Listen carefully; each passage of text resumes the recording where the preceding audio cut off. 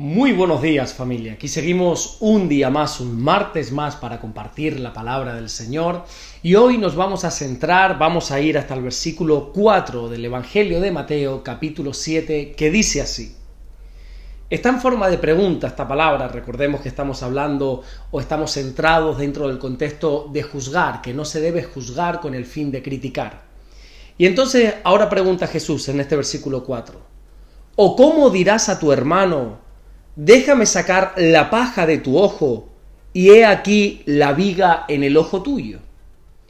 Aunque aquí estamos tratando un tema sumamente serio y muy delicado, estas palabras de Jesús pudieran parecer como un poco de risa. Porque, oye, si nos paramos un momento nada más a imaginarnos esta escena de un hombre que tiene una viga enorme metida en su ojo, pero que a su vez pretende ayudar a su hermano a sacar una pequeñita paja que tiene en el suyo, cuanto menos esta escena es ridícula. Pues igual de ridículo es pretender ayudar a otros en algo que nosotros estamos peor. Como dice un famoso escritor sobre este pasaje, este es el colmo de la hipocresía. El orden correcto sería mirarnos primeramente a nosotros mismos para arreglar nuestros asuntos y después poder ayudar a un hermano que también pueda arreglar ese asunto.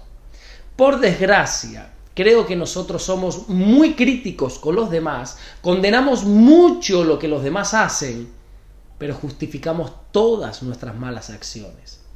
Date cuenta de esta verdad.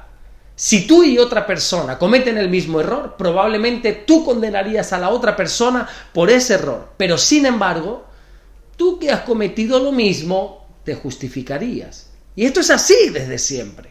Si recuerdas ese famoso pasaje cuando el rey David pecó, que dice la Biblia en el segundo libro de Samuel, capítulo 11, que un día David, pues en vez de ir a salir a la guerra, se quedó en su casa. Y entonces estaba dando un paseo sobre el terrado de su casa, de esa casa real, de ese palacio, y empezó a mirar a una mujer que se estaba bañando. La Biblia dice que David mandó a llamar a esa mujer, se acostó con ella y la dejó embarazada. Pero resulta que esa mujer no era soltera, sino que era casada. Y para colmo de males, el marido de esa mujer luchaba en el propio ejército de David. Así que David, actuando de la peor manera posible, manda al marido de esa mujer, llamado Urías, al frente de batalla, sabiendo que iba a morir. Y efectivamente murió. David pensaba que se había salido con la suya. Pensaba que nadie sabía lo que había ocurrido, que nadie había visto, que nadie se había enterado. Pero parece ser que a David se le olvidó que tenemos un Dios que todo lo sabe y un Dios que todo lo ve. Y Dios llama a un profeta llamado Natán para que vaya a amonestar a David.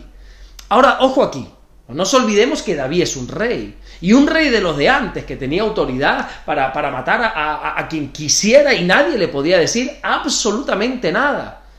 Así que Natán fue muy sabio porque no le exhortó directamente, sino que le contó una historia.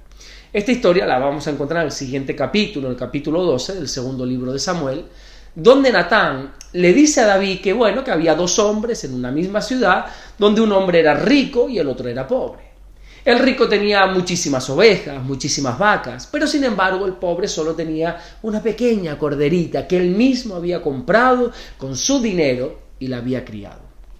Entonces de repente el hombre rico recibe una visita en su casa y lógicamente tiene que darle de comer a esa visita.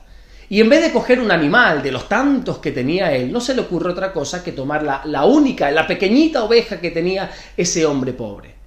Cuando David escucha esta historia, ni siquiera le deja a Natán terminar, sino que la Biblia dice en el versículo 5 que David se encendió en ira en gran manera y le dijo a Natán: ese hombre rico tiene que morir, pero que incluso antes de morir va a tener que pagarle 4 veces lo que le ha robado a ese hombre pobre. Y en medio de esta ira de David, Natán le detiene y le dice: tú eres ese hombre. Tú eres ese hombre rico, David, que teniendo todo lo que quieres y todo lo que deseas, le has robado lo único que tenía a un pobre hombre. Por desgracia, así actuamos las personas. Somos muy duros con los demás. Pedimos justicia inmediata para todos los demás. Pero nosotros nos llenamos de excusas, de argumentos y justificamos todos nuestros errores. Este fin de semana pasado, que tuvimos un retiro en la iglesia, por cierto, buenísimo, compartía una enseñanza que, bueno, entre otras cosas, decía que a veces parece como que el Evangelio solo lo enfocamos a las personas que están heridas.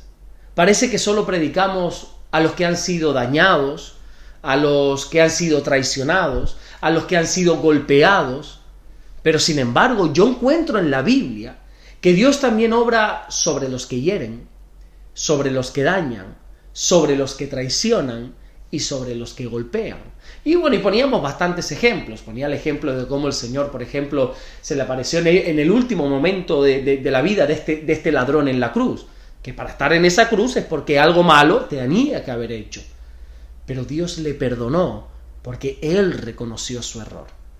Cuando nosotros comenzamos a reconocer nuestros errores, cuando salimos de una falsa apariencia de que somos perfectos y reconocemos que muchos de nosotros tenemos enormes vigas en nuestros ojos y le pedimos ayuda a nuestro Dios, entonces Dios nos ayudará.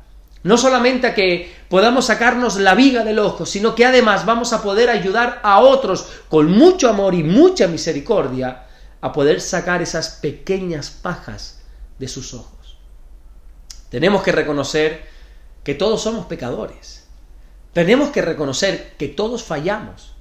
Y tenemos que dejar de una vez por todas de condenar, de criticar a todos a nuestro alrededor y mirarnos a nosotros mismos.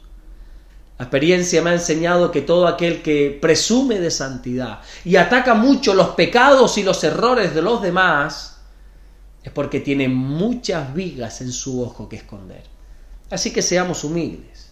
Reconozcamos que somos simples vasos de barro, que muchas veces fallamos y nos equivocamos. Dejemos de justificar tanto nuestros errores. Dejemos de poner argumentos a nuestros pecados y fracasos.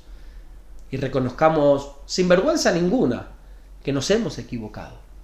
Y entonces cuando lo hacemos, Dios sacará la viga de nuestro ojo y comenzaremos a ver las cosas de una manera más excelente.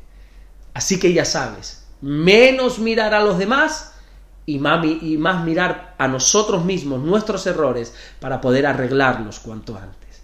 Amén. Vamos a orar en esta mañana. Señor, te damos las gracias por este día, gracias por este martes. Señor, te quiero bendecir, te quiero exaltar desde primera hora, Señor. Tu palabra nos enseña que te hallan los que temprano te buscan, Señor. Y aquí estamos como cada mañana, Señor. Háblanos en este día, Señor. Gracias por todo lo que estás haciendo y por todo lo que vas a hacer. Guíanos hacia toda verdad en este día y que tu bendición nos acompañe, Señor. Te bendecimos, te adoramos y te exaltamos en el nombre de Jesús. Amén y amén. Que Dios te bendiga. Nos vemos mañana miércoles, Dios mediante, para seguir compartiendo la palabra del Señor. Dios te bendiga.